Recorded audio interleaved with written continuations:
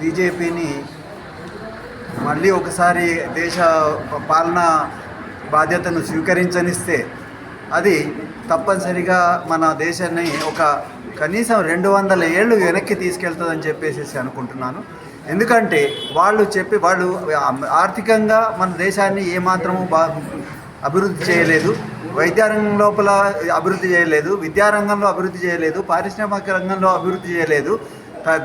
సరికదా దానికి బదులు ఈ మతతత్వమైనటువంటి మతాల మీద ఆధారపడినటువంటి భావజాలాన్ని రెచ్చగొట్టి ముస్లింలకు మైనారిటీలకు వ్యతిరేకంగా ప్రజల మనోభావాలను రెచ్చగొట్టి పబ్బం గడుపుకోవాలని మళ్ళీ ఒకసారి వాళ్ళ ఈ పాలనాధికారాన్ని చేజిక్కించుకోవాలని చెప్పేసి ప్రయత్నం చేస్తున్నారు.